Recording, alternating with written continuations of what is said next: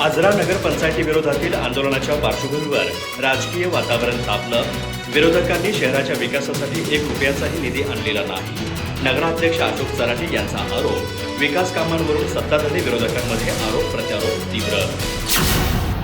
आजरा नगरपंचायती विरोधात जाहीर करण्यात आलेल्या आंदोलनाच्या पार्श्वभूमीवर शहरातील राजकीय वातावरण तापलं असून नगराध्यक्ष अशोक चराटे यांनी विरोधकांवर जोरदार टीका केली आहे। पत्रकार परिषदेत बोलताना त्यांनी विरोधकांचे आंदोलन हे केवळ स्टंटबाजी असून शहराच्या विकासासाठी त्यांनी 1 रुपयांचाही निधी आणलेला नसल्याचा आरोप केला।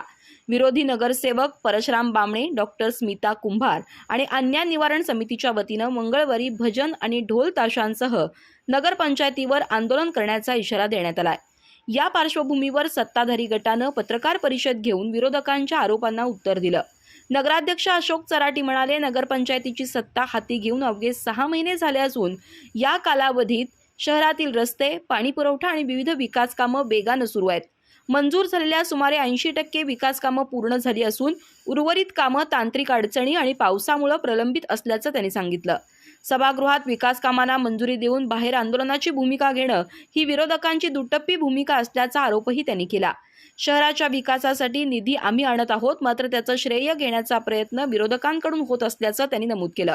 शहरातील कचरा व्यवस्थापनासाठी इलेक्ट्रिक वाहनांचा प्रस्ताव, रामतीर्थ परिसराचं सुशोभीकरण आणि व्हिक्टोरिया पुलाच्या सुशोभीकरणासाठी निधी उपलब्ध करून देण्याचे प्रयत्न सुरू असल्याची माहिती देताना केवळ एका प्रभागाचा नव्हे तर संपूर्ण शहराचा विकास हेच आमचं ध्येय आहे असं चराटे यांनी स्पष्ट केलं। यावेळी नगरसेवक अनिकेत चराटे यांनीही सत्ताधारी गट विकास कामांवर भर देत असताना विरोधक नागरिकांची दिशाभूल करत असल्याचा आरोप केला। विरोधकांचं आंदोलन हे केवळ स्टंटबाजी असल्याची पुनरुक्ती त्यांनी केली।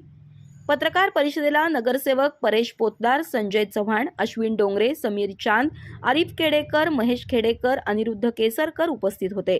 दरम्यान मंगळवारी होणाऱ्या आंदोलनाच्या पार्श्वभूमीवर सत्ताधारी आणि विरोधकांमधील आरोप प्रत्यारोप अधिक तीव्र झाले असून या आंदोलनाकडे शहरवासियांचं लक्ष लागलंय। अधिक माहिती आणि ताज्या घडामोडींसाठी आजच आमचे चॅनल सबस्क्राइब करा।